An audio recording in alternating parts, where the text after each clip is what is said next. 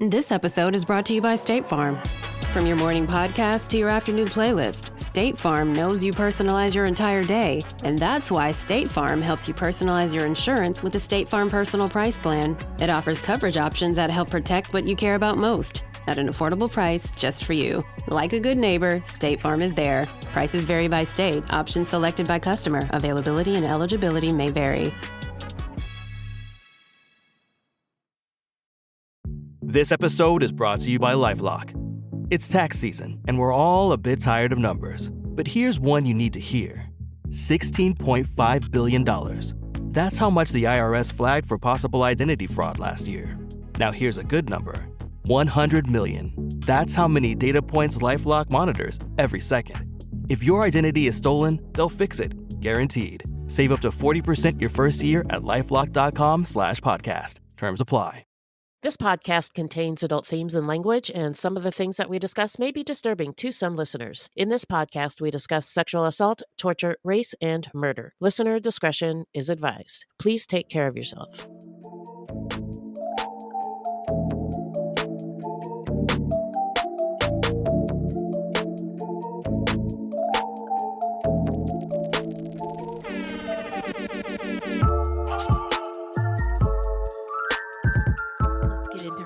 Life. So Lois Heather Mack was born in 1995 to James L. Mack and Sheila Ann Von Weiss.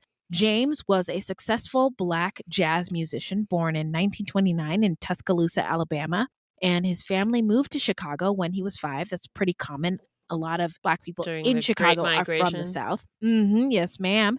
And his pioneering work in music helped create breakthroughs for Black musicians in Chicago during the Civil Rights era, and worked on more than 60 albums for different artists. You know, he was like a he Grammy, was a big deal. Grammy award-winning, etc. Artist. Yeah. His original compositions and orchestral and horn arrangements were used by soul and jazz greats like Ramsey Lewis, Tyrone Davis, and Nancy Wilson. He also served for more than 30 years as chairman of the music department at Harold Washington College. Sheila was white and has been described as a socialite and a patron of the arts. And I gotta say, when I learned about Sheila, she reminded me of like a Hillary Clinton. Yeah. A woman from the Chicago area, well-educated, like high stock, I guess you could say, for a human being. Like, people would want to marry a woman like this, a white woman like this. But anyway, so that sounds kind of dismissive. So calling her a socialite and a patron of the arts, like that's all she was, is yes, kind of dismissive. Yeah. Yes, yeah, I do agree. For women, that is reductive. But that's, as we will tell you, as I'm going to tell you shortly, that's not all she was. Right. She was a smart lady who earned a political science degree at Simmons College in Boston, and she worked for Ted Kennedy. Yep. Remember, they called him the Lion of the Senate. And she earned an MBA from Washington University in St. Louis, which is a smarty pants school. Yeah. Mm-hmm. Sheila loved books and worked for a time at the publishing company Doubleday. After she and James married, she continued to patronize the arts. Like her husband, she also loved music and sometimes held concerts in their backyard. What a life. Sounds pretty amazing. To just be surrounded by art and music and just like, hey, want to have a concert in my backyard? What? Put it on the vision board. So, according to neighbors, she was always sweet and helpful. When she was 43 and James was 66, whoa, the age difference. Yeah, 22-year difference. Oh, my. Yeah. She gave birth to the couple's only daughter, who they called Heather. The family lived in Oak Park, an affluent suburb of Chicago, in a $1.5 million Renaissance style mansion, a style that characterized American architecture from 1876 to 1917. Wow. So I'm assuming this is an old house, because we talked about how the stock in this area, it's all old houses. So yeah. Oh my, $1.5 million is... Yeah. Wow. It's a nice house. Yeah, I bet it was. Woo! According to a friend, Sheila wanted Heather to have the best of everything. and she took her daughter to museums, theaters, symphony halls, and opera houses in order to, quote, acquire Sheila's deep, abiding appreciation of the arts, unquote. Well, that sounds nice. Well, it does, yeah, but I was also one of those kids. My parents did that too, and kids don't appreciate that. They don't. And more on that later. Kids are assholes. There's a lot that Sheila does that from the outside looking in, I mean, seems nice. It seems nice. Yeah, but then, we weren't there. So yeah, Sheila started having trouble with Heather when she was just still a little girl. She told a friend that she had difficulty dealing with Heather's boundless energy and contrarian personality. But Heather was very close to her father. She was what you might call a daddy's girl. Sadly, in 2006, James, who was 76 and suffering from stage 4 colon cancer, died of a pulmonary embolism during a family vacation in Athens, Greece. And Heather was only 10 years old at the time. Although Heather was understandably traumatized, Sheila continued on with the planned vacation, cruising off on Santorini Island with her daughter. According to later statements by Heather, this planted a seed of anger towards her mother. She said, quote, I wanted to go home, and Mom drank wine by the sea and complained to her friends that my dad had died, unquote. I had a lot of thoughts about how this all played out. Yeah, so I don't know, I wasn't there. I don't know what Sheila's thoughts were, but I wonder if she was just grieving and, just was trying to figure out how to deal with this. And in her own way, yeah. Mm-hmm. You have a little 10-year-old daughter and you have to raise her by yourself, not to mention you are a white woman and you now have to raise this young Black girl on your own, which she was raised in she was born in 1995, so this is 2005. This is it's 2006. 2006, yeah. So, the time for somebody who didn't anticipate having that be their reality might also be challenging. And it wasn't easy for either of them. But it does not sound good when you hear this. It doesn't sound good, but I don't know what she was thinking. Yeah. So friends said that after James died, Sheila struggled as a single mom. She complained that her daughter had become a handful, and it only got worse as Heather became a teenager. According to a neighbor, quote, since her dad died, it was ongoing. Your typical teenage stuff would blow up into major, major stuff, unquote. I don't have teenagers yet, but this scares me. Yeah, teenagers are the worst. Yeah, they're like kids still, but in almost adult bodies. Yeah. And oh my God, I how did you do it, Beth? Can you do it for me? I don't want to do it. So in April of 2008, police were called to the home when the then 13-year-old Heather allegedly locked her mother in a room. In May 2010, Sheila told police that when she and her daughter were arguing about her homework, Heather threatened to hurt her. In February of 2011, Heather was accused of pushing her mother, causing her to fall and break her arm. But all of this, nobody's like, Heather's also going through something too, because her dad died. Yeah, there's something wrong. Yeah. There were multiple missing persons reports and accusations of Heather punching, hitting, and even biting her mother. Other reports were about the theft of cash or jewelry or credit card fraud by Heather. Others involved issues like breaking things and running away. There were also multiple 911 hang-up calls. Heather was arrested on 5 different occasions, was placed on 1 year of court supervision for battering her mother, and on at least 3 occasions, she was ordered hospitalized for psychiatric evaluation and treatment. Now, I don't know if things would have gone this far without her being incarcerated if she wasn't rich and didn't have a white mama. Yeah, you're right.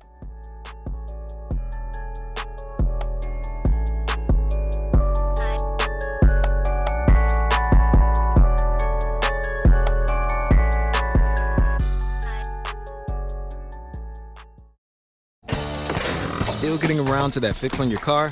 You got this. On eBay, you'll find millions of parts guaranteed to fit. Doesn't matter if it's a major engine repair or your first time swapping your windshield wipers. eBay has that part you need, ready to click perfectly into place. For changes big and small. Loud or quiet. Find all the parts you need at prices you'll love. Guaranteed to fit every time. But you already know that. eBay. Things, people, love. Eligible items only. Exclusions apply. I want to take a moment to tell you about my podcast, Carol Costello Presents Blind Rage. In 1984, a woman named Phyllis Cottle was abducted in broad daylight, tortured, and left to die in a burning car in Akron, Ohio. At the time, I was a rookie reporter covering this horrific story. Since then, I've reported every kind of crime imaginable. I've been able to leave most of them at work, but not this one, the one that buried itself under my skin and stayed put. Phyllis Cottle was a badass woman, and I want to tell you her story. A production of Evergreen Podcasts and signature title of the Killer Podcast Network, you can find Carol Costello Presents Blind Rage wherever you get your podcasts. Discover more great true crime and paranormal programming at killerpodcast.com.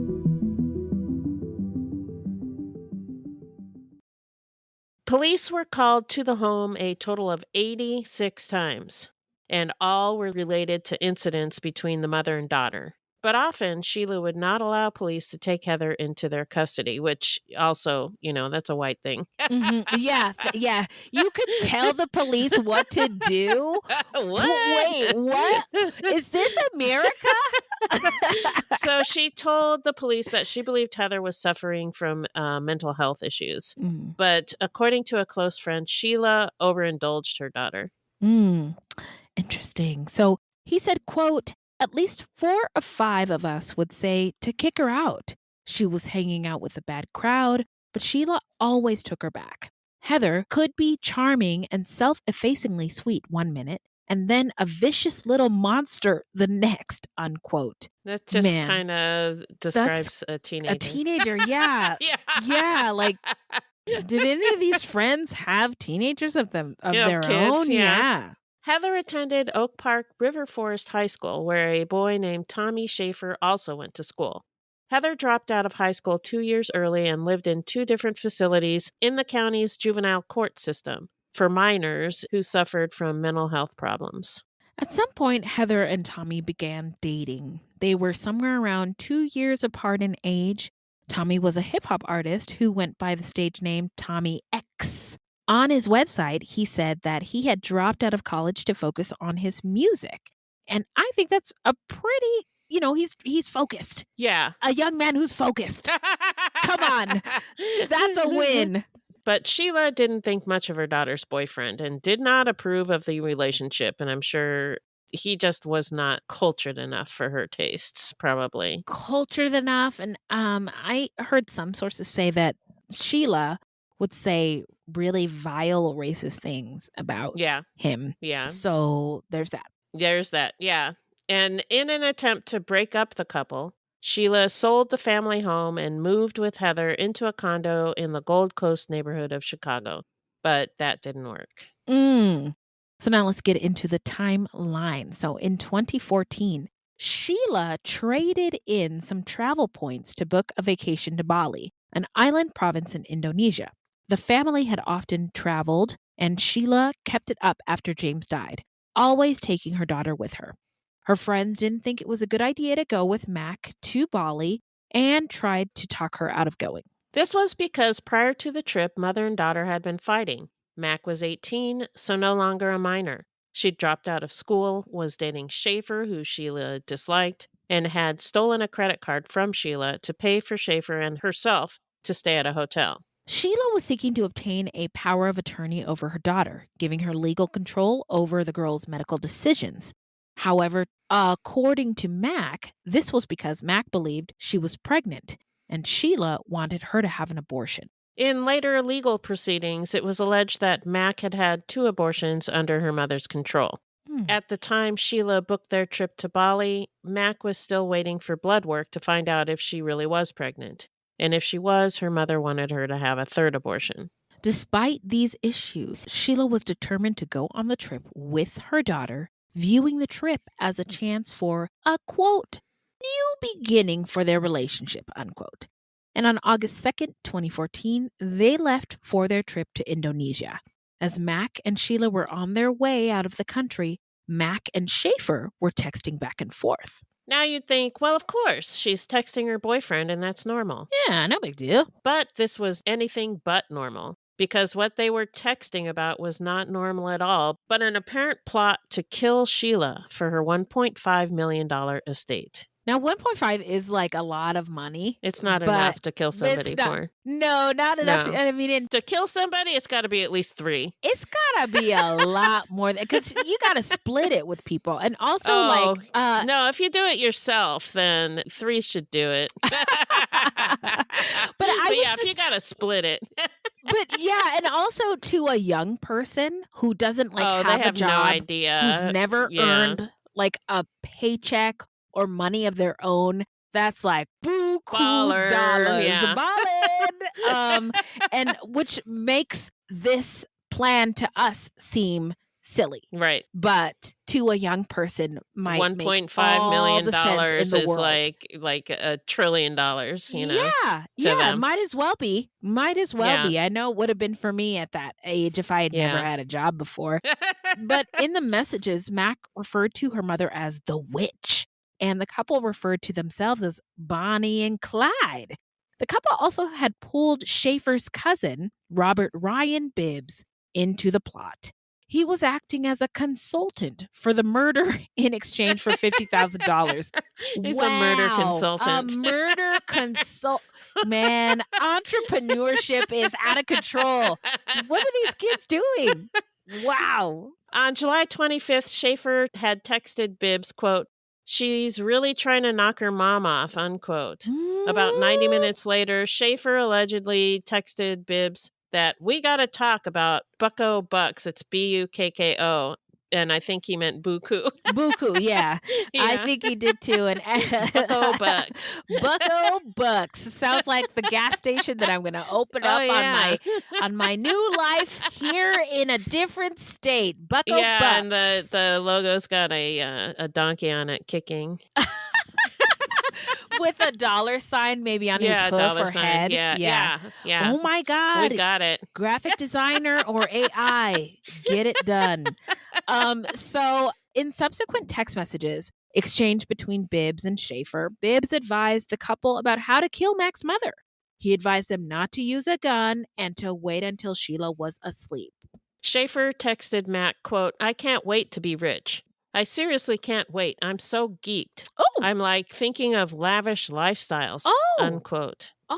Mack responded, quote, "LMAO, laughing my ass off. I'm in the airport lounge now. I love you. I'm about to board," unquote.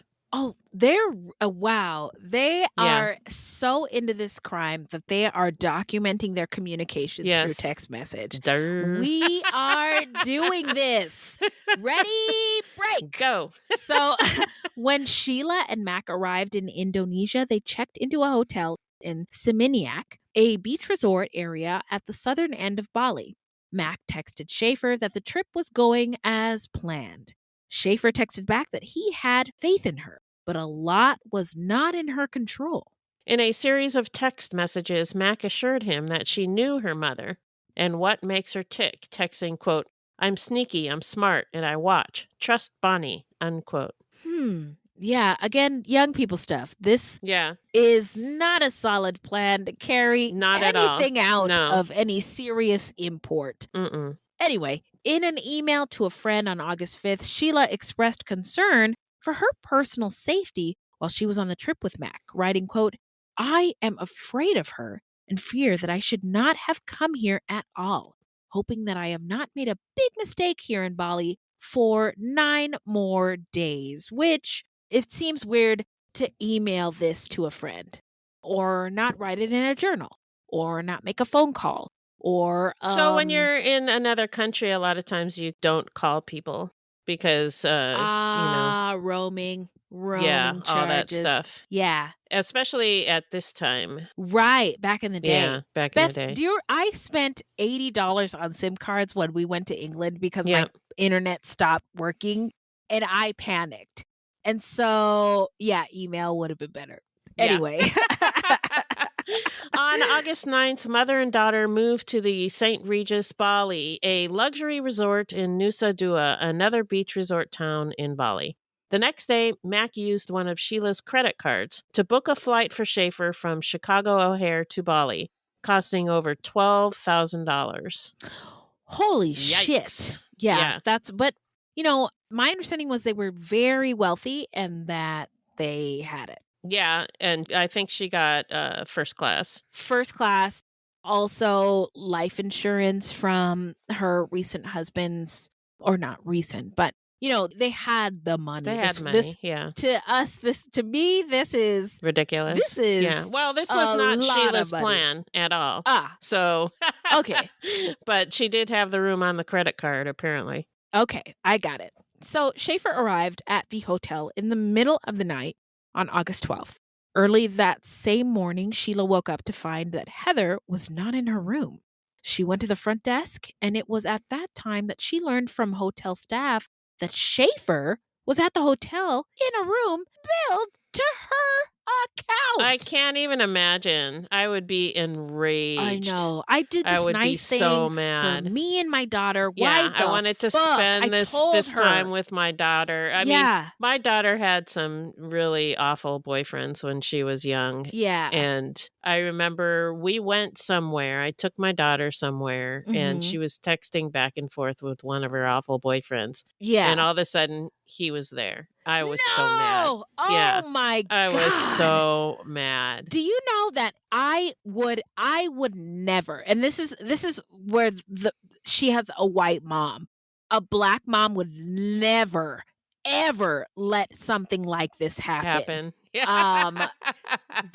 Communicating with somebody of an opposite sex? No.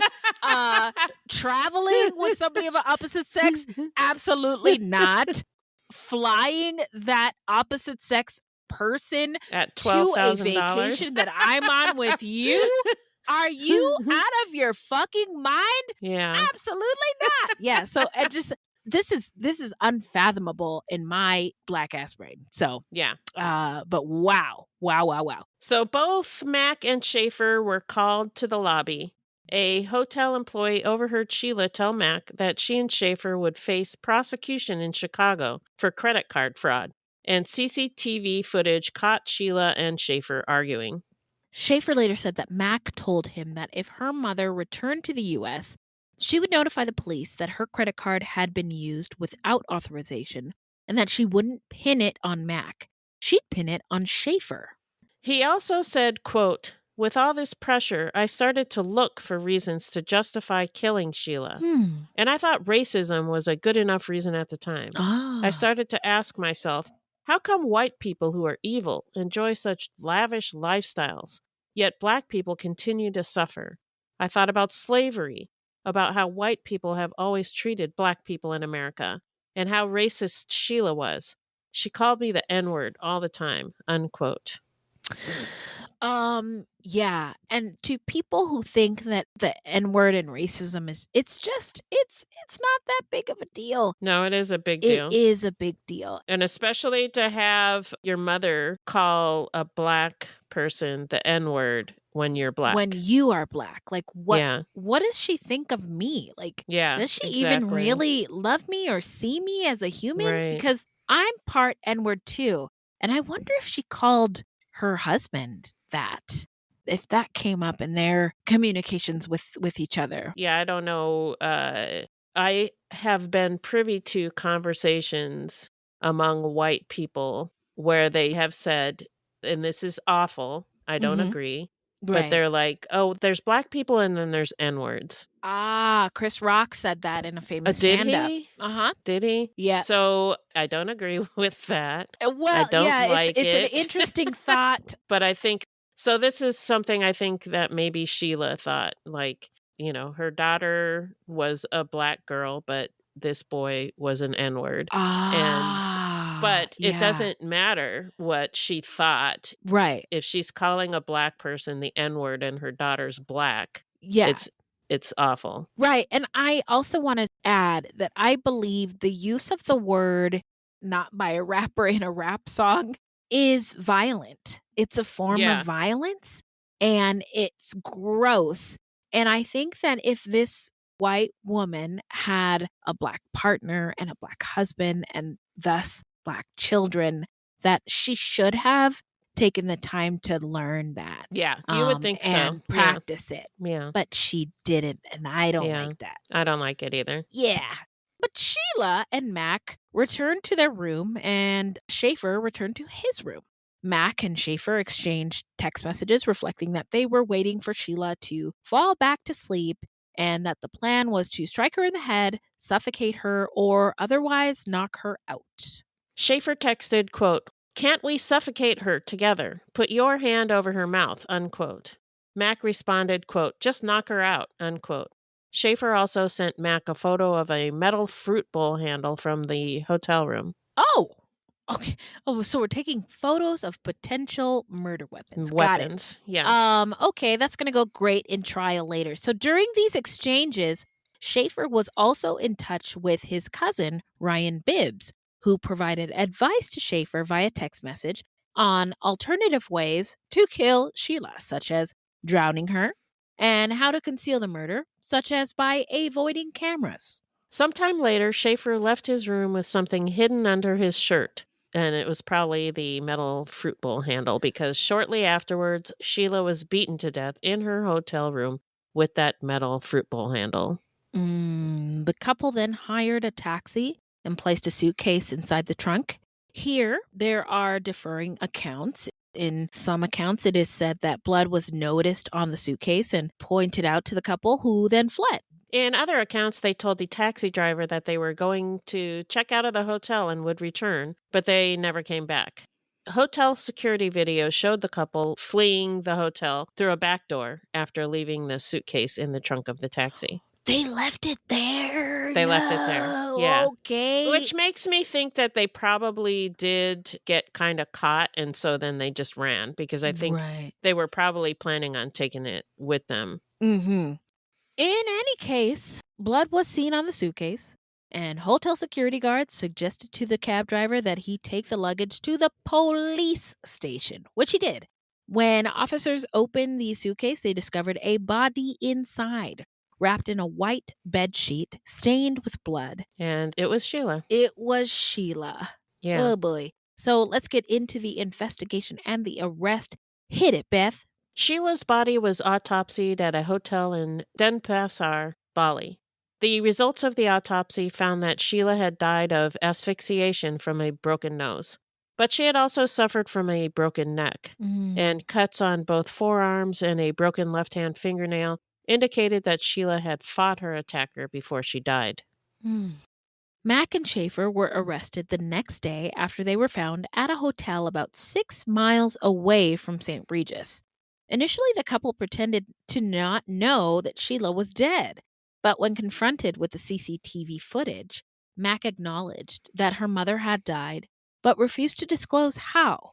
Then the couple claimed that Sheila had been killed by robbers. Yeah, their story changed a lot, and it continued to change. So we're not going to cover all of them, but here we go. There's not enough time. Yeah. They told police that 3 masked men entered their room, and Sheila demanded that they leave or she would call the police. The robbers then attacked her, and Mac and Shaeffer managed to escape. But their claims contradicted witness statements from the taxi driver and hotel workers and the CCTV footage. So, yeah, it was bullshit. Yeah. We seen it, you? Obvious bullshit, yeah. So, after the initial questioning, Mac and Shaeffer refused to speak to investigators without an attorney present. Reportedly, police also conducted psychiatric tests on the couple to try to determine a motive.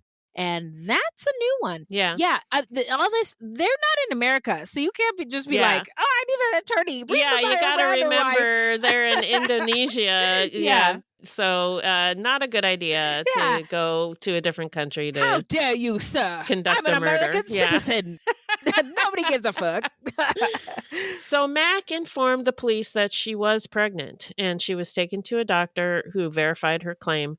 She was 2 months pregnant.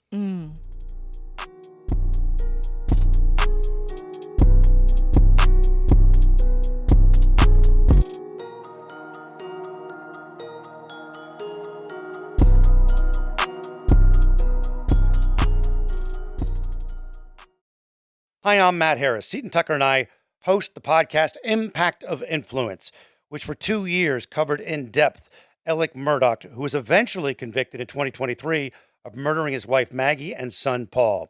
That story continues to evolve, and we will cover that. Plus, we will tell you stories of other true crime events that have happened in the South. Please join us on Impact of Influence. And give us a follow on the Impact of Influence Facebook page. So now let's get into the trial. So according to Indonesia's criminal code, if they were found guilty of premeditated murder, Mack and Shaeffer could face a sentence of death by firing squad. Yeah. Seems like this is something their murder consultant should have vetted ahead of time. Would have been useful information a couple of days ago. Would have been good to know. Yeah. During their separate criminal trials, Mack and Shaeffer testified that Sheila became angry upon learning of her daughter's pregnancy.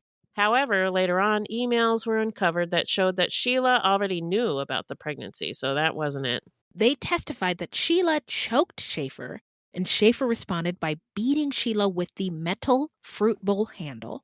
Mack claimed she was hiding in a bathroom when the murder happened. In 2015, Mack and Shaeffer were convicted of the murder of Sheila von Mack. Shaeffer was given an 18-year prison sentence, and Mack was sentenced to 10 years. Interesting. Later on, audio recording of Mack speaking to a relative of Shaeffer's was uncovered.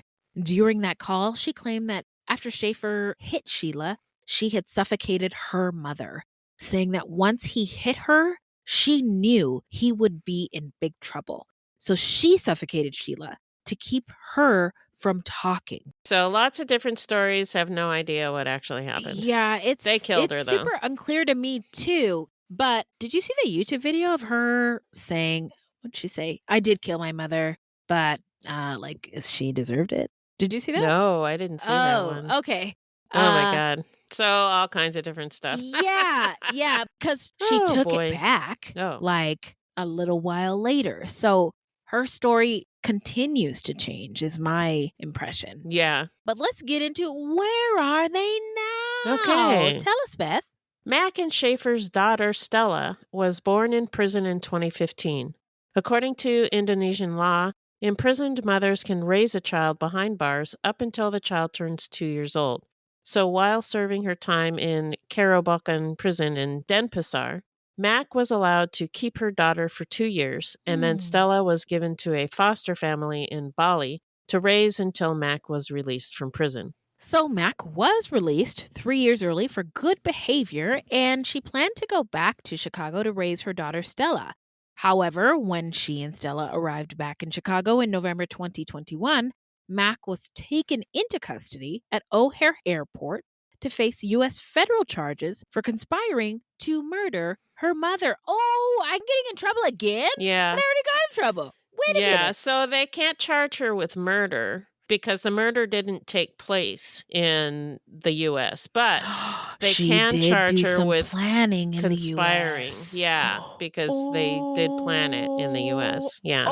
Ooh, Mamma mia, you in trouble. So little Stella was sent to live with Mack's attorney in a short-term guardianship. In June of 2023, Mack pleaded guilty to 1 count of conspiracy to kill a U.S. national. And on January 17th, 2024, Mack, who was now 28 years old, was sentenced to 26 years in prison. She did not get credit for the 7 years she had already served in Indonesia.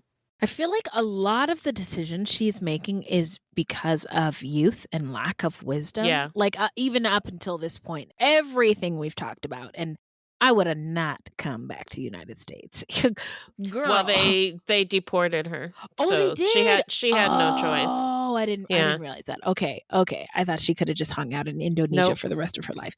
Well, dang it. So before she was sentenced, Mack apologized for killing her mother, saying there was no excuse for trying to harm her, while her defense attorneys had argued that Mack suffered from emotional and physical abuse by her mother for years before her murder. Mack said, quote, "It does not matter what my relationship was with my mother," unquote.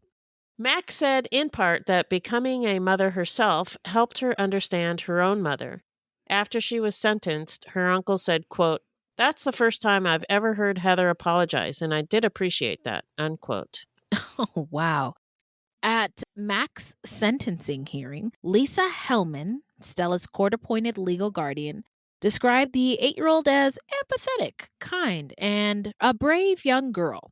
Hellman said Stella doesn't want to speak to her mother after a therapist shared the truth about what Mack and Shaeffer did to her grandmother. That would be scary. Yeah. As far as we can tell, Stella is currently living with the family of a maternal cousin. Shaeffer's mother tried to get custody but was denied. Shaeffer is still serving his 18-year sentence in a prison in Indonesia. Like Mack, Shaeffer has also been charged by the FBI with conspiracy to kill and obstruction of justice and will be arrested the moment he returns home. In 2019, Shaeffer described Mack as a black hole who would probably kill again, released into the community. Shaeffer says he accepts full responsibility for his actions and believes he belongs in prison. That's sad. Because remember, he wanted to be an artist rapper before? Yeah. But he says that he was emotionally tricked by Mack to kill her mother. Quote, "We had lots of sex, drinking and partying. She was buying me new clothes and shoes and taking me to restaurants. She was talking about killing her mother. Then she started convincing me how rich she would be if her mother died and telling me that if she was rich, I'd be rich too. So because of her constantly mentioning it, I gave up trying to stop her," unquote. Oh, man. So Robert Ryan Bibbs confessed to his role in planning out the murder. Yeah, the murder consultant. Yeah. The murder consultant. In 2016, he pleaded guilty to a murder conspiracy charge, stating in a plea agreement that he was aware of the couple's plot to carry out the murder and that he counseled Shaeffer on how to get away with it. He received a 9-year prison sentence for his role in the plot. Wow. Worst murder consultant ever. I was going to say, but his resume after that 9 years, though, is his LinkedIn queued up? Friends say they wish Sheila had heeded their pleas not to go to Bali with her daughter and that in the end, her kind heart may have been her demise. One friend stated, quote, "We're shocked at what happened, but nobody's surprised," unquote. Yeah, so let's get into our hot takeaways. Beth, what do you think about this case? Well, I wondered, from the beginning of the story, if Heather has ADHD. Her mom complained about her boundless energy and contrarian personality. Mm-hmm. Girls are not diagnosed as often as boys are with ADHD. Especially black girls. Yeah. Especially black girls. It's due to racism and gender bias. Mm-hmm. And people with ADHD can sometimes be contrarian because of the way their brains process information and their need for mental stimulation. And my grandson has this issue, and it's a lot. Yeah. It's a lot to deal with. But, you know, it's 2024. And we know a lot more about ADHD and behavior and how to deal with it. Back when Heather was a little girl, they didn't know as much. Right. No, and her parents are completely different generation, of parents. Yeah. Oh, yeah. Right. I get the feeling that maybe her dad just was laid back and let her do whatever. And the mom was more controlling and couldn't deal with it. Yeah. So children with ADHD often think that they're just bad because people have difficulty dealing with their energy and contrariness. Right. And so are often talked to harshly and get punished a lot. And this gets into the kid's psyche, and it's sad. Yeah.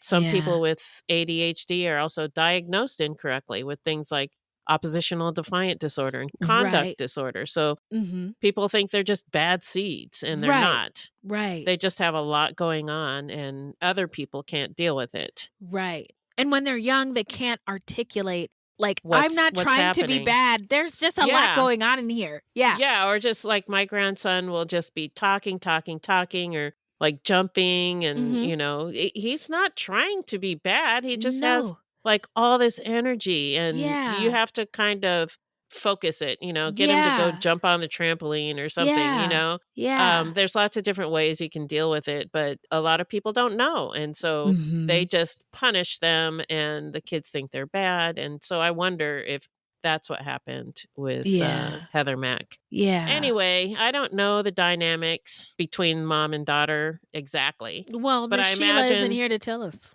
Yeah, she's not. Yeah. And Heather, she's told so many lies. I don't know what's true. Mhm. But I imagine that Sheila just didn't know how to deal with Heather, and nothing that she tried worked. Yeah. And Heather probably had a lot of anger issues due to this. Yeah. And I can't help but think that Sheila calling Tommy the N-word had to have been very harmful to both Tommy and Heather. Right. To both Like, kids. your daughter is black. What the fuck? You know? Yeah. No. Yeah. Yeah. There's like this entire case, top to bottom, is just really sad. Yeah. When is. it didn't like have to be, right? Like Yeah. Grammy award-winning dad, beautiful daughter, beautiful wife, beautiful home in Oak Park. Like they should have been living the dream until the end of time. Yeah. And Sad. it didn't work out that way. Yeah. It could have been like the fairy tale I certainly would have loved to see on TV or happen in my own life. We've talked about white mama syndrome, and we've talked about the trope of the tragic mulatto that is found in fiction. And I pulled up a definition of it because it's been a while since we've talked about it. The tragic mulatto is a stereotypical fictional character that is in American literature during the 19th and 20th centuries. And the tragic mulatto is a mixed race person, usually a woman, who's assumed to be depressed, even suicidal, because they fail to completely fit into the white world or the black world. As such, the tragic mulatto is depicted as the victim of the society that is divided by race, where there is no place for one who is neither completely black or completely white. And while this story is not a fiction, I do think that art and life kind of, there's a Venn diagram. Yeah. Yeah. And, I love a Venn diagram. And so I do know this that. made me, this made me consider the Venn diagram between fiction and real life when considering the life of a mixed race person. Right. Heather had a really tough relationship with her mother. And sometimes when you are in a mixed race family, connections between, even though we're blood, can be stunted. Yeah. Not that you don't love each other, but that you may not see or understand each other fully without further introspection and work.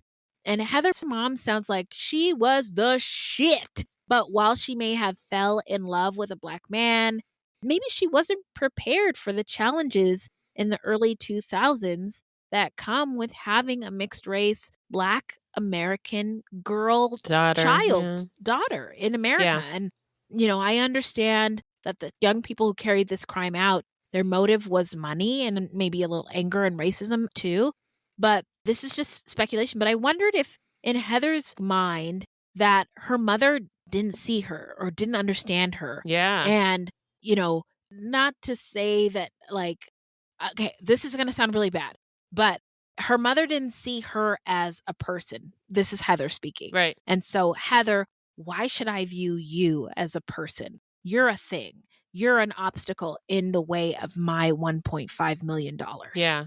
And you can easily go because you see me as nothing and I therefore see you as nothing other than an obstacle. So I had that thought, but I don't really know. I'm just a podcaster. And we're just speculating. This is completely all speculation. Yeah. And I don't know what happened in that Indonesian prison, but I didn't realize that she got deported. So I was like, why the hell did she come back to this godforsaken land? I also thought about, once you murder somebody in a country, they don't want you there anymore. Yeah. Gosh, dang it. I thought about how she has evolved. Her lies continue, but she is illuminated in that she's a mom now. And she said that she understood her mom a little bit more now that she has her own daughter. Only wish that would have happened sooner. A lot earlier. Yeah. Very, very sad. I also feel bad for Tommy. Yeah. Shaeffer, the boyfriend, who was just this aspiring artist. And when you are in the 2000s, this was the hip hop, heyday, music video heyday, where everything was jet planes, beautiful women, good restaurants, nice clothes. Gotta get that bag. Yeah. And you have a girlfriend who gives you access to this right now? Yeah, that would be pretty exciting. Yeah. Yeah. So I can see why the glitz and the glamour of comfort and money attracted him. Plus, Heather Mack is a beautiful light-skinned girl, so she was attractive, alluring to somebody who was aspiring to break out. Right. So I just feel bad that he got wrapped up in this, because he seemed like he was a nice kid before this. Before he murdered somebody. Yes, exactly. And let's see. Oh, he got a lot more time than she did. Yeah, and because I think she was pregnant. She's a woman. Well, that was part of it, but also he actually murdered Sheila, or that's what they told them, was that he murdered her. Yeah. And Heather was hiding in the bathroom. Yeah, but I mean, Heather We don't has know. broke. Yeah. But We don't know. But that's what they told them, so that's what they thought happened. That's what they went with. Okay. Yeah. But it's just another sad case. There's not top to bottom, no winners. And just rest in power to Miss Sheila Von Weiss Mack. And just thinking about the people who miss Miss Sheila and the people who are taking care of little Stella right now. And Stella doesn't have her mother and father in her life on a regular basis, right? Yeah. And so there's a lot of people suffering as a result of this crime. And so let us know what you think. Beth, where can the people find us? Our website is fruitloopspod.com, and we use Fruit Loops Pod for all of our social media. This is a weekly podcast, and new episodes drop every Thursday. So until next time, look alive, y'all. It's crazy out there.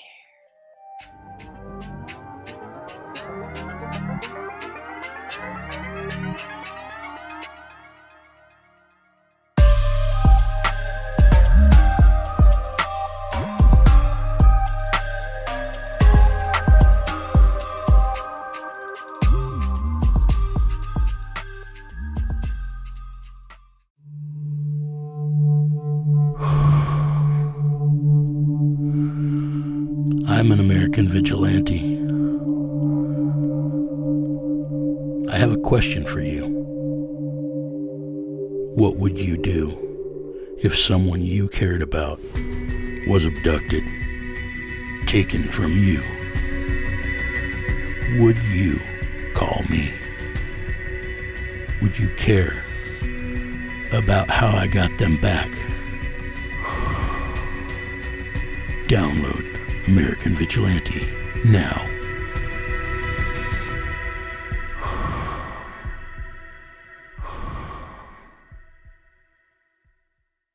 Hey, podcast listeners, I'm Paul Brandis introducing my podcast, Countdown to Dallas. It's a fascinating, in-depth look at the seemingly unconnected events that led to the assassination of President John F. Kennedy. It's based on my book of the same title. In that book and in this podcast, I go all the way back to 1939, when Lee Harvey Oswald was born into a troubled and dysfunctional family. I'll follow his transient and often violent teenage years and young adulthood, painting a fuller picture of the man who would later become Kennedy's killer. I also take a look at events unfolding in that era, like Cuba and Vietnam, and I'll unpack the conspiracy theories too, not one of which has ever been conclusively proven. Subscribe to Countdown to Dallas at evergreenpodcasts.com or your favorite listening app, October 31st.